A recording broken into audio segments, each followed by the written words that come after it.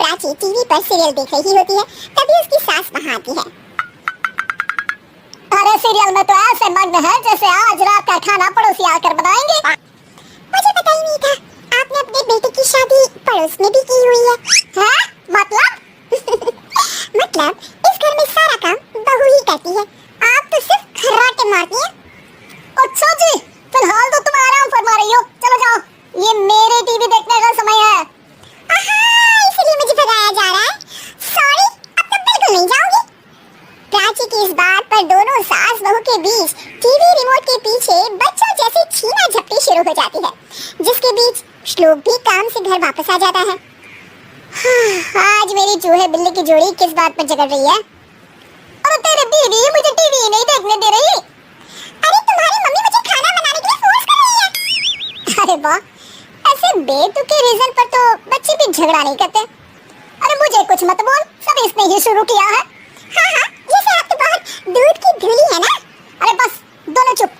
प्राची जाओ, खाने की तैयारी करो, और माँ तुम छोड़ो। तुम्हें क्या बोलूं, शांति से अपना सीरियल देखो, मुझे दोबारा लड़ने की आवाज सुनाई नहीं देनी चाहिए।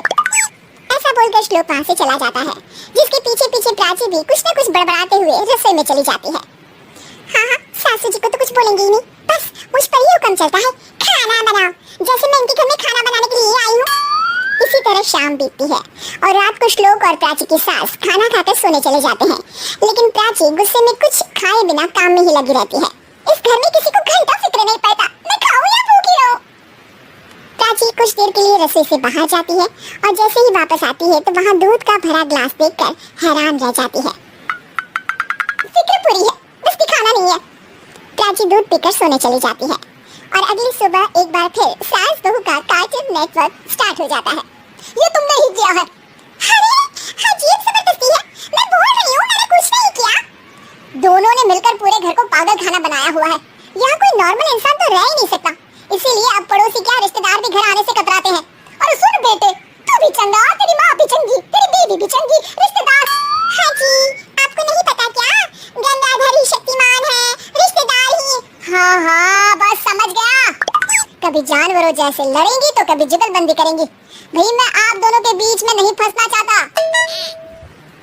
सास बहू की इस मनमौजी जोड़ी से परेशान होकर श्लोक अपना सिर खुजलाता वहाँ से चला जाता है।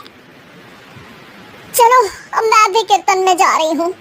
इस पर जैसे ही सास कमरे में अपना पर्स लेने जाती है तो वहाँ नाश्ते की प्लेट रखी देख मुस्कुराने लगती है और नाश्ता करके घर से बाहर निकलते हुए कुछ पैसे टेबल पर रख जाती है, जिसकी कुछ देर बाद सिलेंडर वाला घर आता है।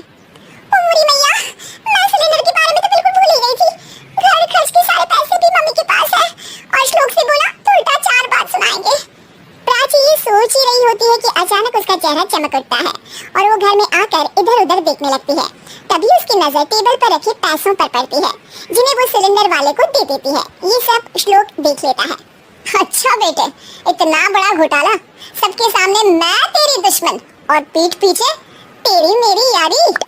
इस पर श्लोक एक प्लान बनाता है और शाम को सब एक साथ बैठे होने पर बोलने लगता है। माँ, तुम दोनों की बहुत लड़ाई होती है, इसलिए मैं सोच रहा हूँ कि प्राची को उसके घर छोड़ाऊं, इससे वो भी खुश रहेगी और तुम भी। अचानक श्लोक की ये बात सुनकर सास बहू शौक से उसकी तरफ देखती है। अरे ऐसे कैसे घर छोड़ाओगे, मुझे कहीं नहीं जाना। अरे तुमने बोला नहीं पर मैंने सुन लिया, तुम्हें मम्मी के साथ रहना अच्छा नहीं लगता, मुझे पता है। अरे वो अरे, जब बहू खुद कुछ काम बोले तो वो तुझे सुनता नहीं, और अब जो इसने बोला ही नहीं वो तू समझ गया। जब उसे नहीं जाना तो फिर जबरदस्ती क्यों कर रहा है?